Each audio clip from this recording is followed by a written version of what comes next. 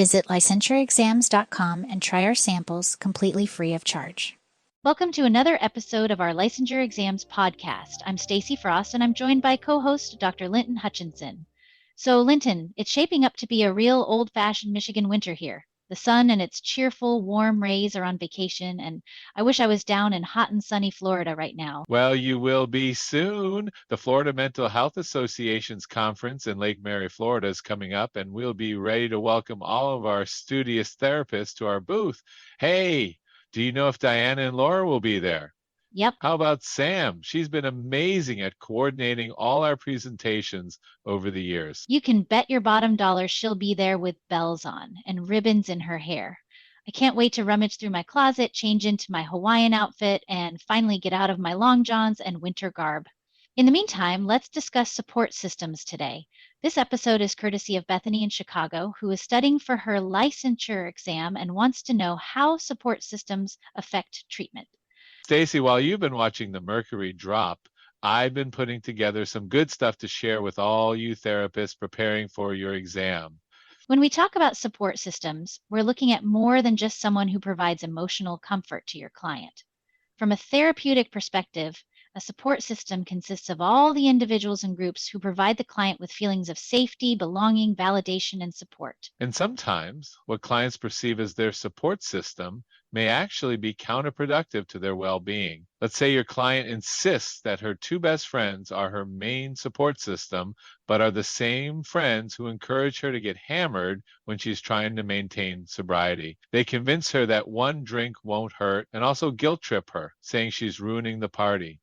That really highlights the need to help clients evaluate the quality of the client support network, not just the number of people around them. Right. As you're studying for your licensing exam, keep in mind that assessing support systems isn't just about making a list of who are in your client's life. So, am I right in assuming that Sushi Chef Kai from Publix wouldn't qualify as a member of your support system, Linton? Well, I don't know about that. Kai's spicy tuna rolls have gotten me through some pretty tough days. But really, while having relationships with people in your community is great, a true support system goes deeper than casual interactions, no matter how much you appreciate that perfect wasabi to salmon ratio. This distinction might appear in questions about treatment planning or crisis intervention, where you need to identify who can be counted on to help implement a safety plan or provide consistent support during recovery. So, what kinds of questions could you ask your client that would help them identify people and groups in their support system? How about who can you talk to when you've had a bad day? Who's your go-to when you have good news? Or who are your friends that accept you regardless of your faults and deepest struggles without judgment? Good question, Stacy. Also, reflecting back on what clients say about individuals in their lives can help them recognize existing supports they might have overlooked. Sometimes clients don't realize they already have supportive relationships because they're looking for support in very limited ways. What about if your client mentions a pet? I have to say, my backyard chickens have been surprisingly therapeutic. They're not exactly lap pets, but there's something soothing about sitting outside, watching them scratch around and listening to their happy little clucks. Plus, nothing beats the ego boost of having your feathered friends come running when they see you. Aha, sure, that isn't because you're bringing them some tasty mealworms. Anyway, that's a great example of how support can come in unexpected forms. It's important to recognize that while animals can be valuable sources of structure, purpose, and emotional support for your client, you need to help clients build a comprehensive network that includes human connections who can provide different types of support. Agreed. We are, after all, social creatures, and we need meaningful connections with other people to truly thrive. These connections help us develop better social skills, challenge our perspectives, and provide the kind of complex emotional feedback that shapes healthy relationships. Exactly. And this is where your role as a therapist becomes really important, helping clients identify and strengthen human connections that contribute to their well-being. Sometimes clients might rely too heavily on pets or other passive forms of comfort because human relationships feel too risky or have been sources of hurt in the past. Okay, let's say you've determined that your client's support system could use a boost. What strategies would be helpful to build a stronger support network? Well, it's important to take a gradual approach. You might start by helping them identify existing connections that could be strengthened. Maybe there's a cousin they used to be close to or a neighbor they chat with occasionally. Then you can work on developing the skills and confidence needed to deepen those relationships. And of course, addressing any underlying issues that might get in the way of forming connections. Sometimes social anxiety, trust issues, or past relationship trauma needs to be worked through first. So, on your licensing exam, if you see a question asking, "What should you do first?" you should consider dealing with past relationship trauma over joining a group or seeking out new possible relationships. Exactly. Remember that building support networks often involves both internal and external work. Internal work might include challenging negative beliefs about relationships or developing better communication skills. External work could involve connecting clients with community resources, support groups, or social activities aligned with their interests. Let's look at a few case studies. The first involves a client, let's call him Clinton, not be confused with Linton, who is struggling with social anxiety. Initially, Clinton identifies a limited support system consisting only of family members who, while well meaning, don't fully understand his challenges. They think he should just get out more and stop overthinking everything. As you can imagine, these comments only increase his anxiety and feelings of being misunderstood. Clinton's pride and joy is his butterfly garden, and that's where he spends most of his free time, tending to the plants and observing the butterflies. He says it's the only place he truly feels peaceful. This case shows how someone's interests can actually be a bridge to building a stronger support system. While Clinton's garden serves as a solitary refuge, it could also become a pathway to connecting with others. I think I see where you're going with this. How might you use Clinton's passion for butterfly gardening as a way to expand his support network? Well, there are several possible approaches. He might start by joining online gardening communities, which allow for social interaction with less pressure. Or he could consider connecting with local botanical gardens or nature groups, where he'd meet people who share his interest and where the focus would be on the plants and butterflies. And what's especially nice about this approach is that it's building on something that already brings him comfort and confidence. He's not just being thrown into random social situations, he's engaging with people around a topic where he has expertise and genuine interest. Exactly.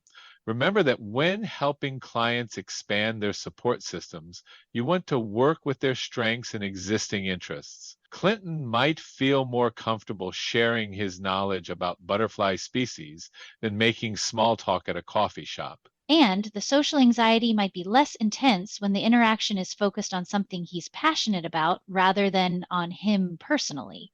Plus, nature based activities themselves can help reduce anxiety, so he's getting multiple benefits. That's a BOGO. Let's look at another case. This one involves a teenager we'll call Lacey, not to be confused with Stacy, who's dealing with depression. Her parents are divorced, and while both are very concerned about her well-being, their different approaches are creating additional stress. Her mother, with her German background, has always micromanaged her daughter and now is constantly hovering and pushing her to talk, while when she is with her father, he tends to back off completely when she shows any sign of distress. This case highlights how even well intentioned support can sometimes become problematic. Both parents want to help, but their contrasting styles are actually making it harder for Lacey to develop consistent coping strategies. Linton, what are some key considerations when working with a teen like Lacey to develop a more effective support system? First, you need to consider the developmental aspect. Teenagers naturally start shifting from family-based support to peer relationships, but still need stable adult guidance.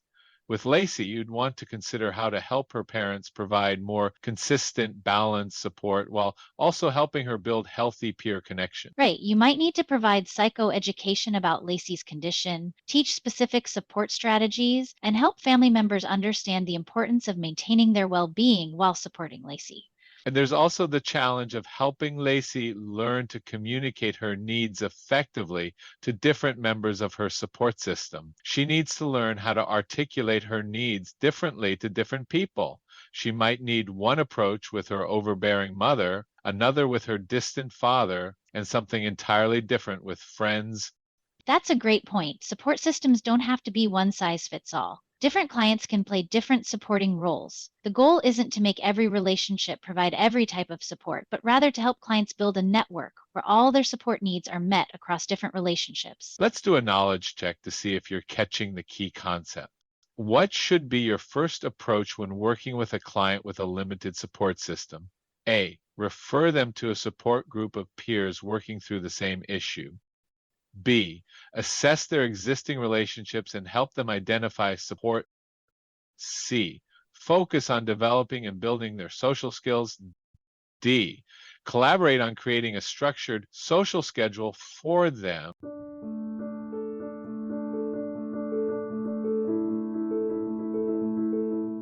Well, did you get it? The correct answer is B, assess their existing relationships and help them identify support. This approach is most effective because it builds on existing foundations and helps clients recognize support they might not have acknowledged.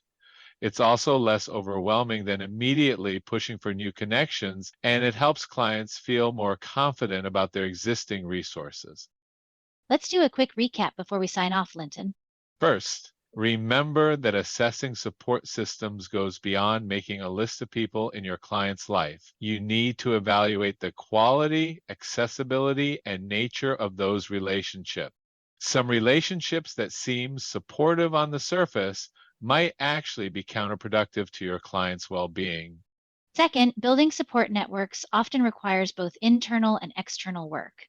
You might need to help clients address underlying issues like social anxiety or trust problems, while also helping them connect with community resources and potential support people. Third, support systems are not one size fits all.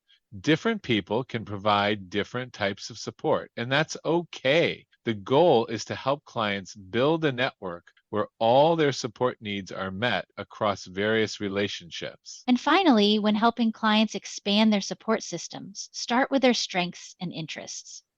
As we saw with Clinton and his butterfly garden, these can provide natural bridges to meaningful connection.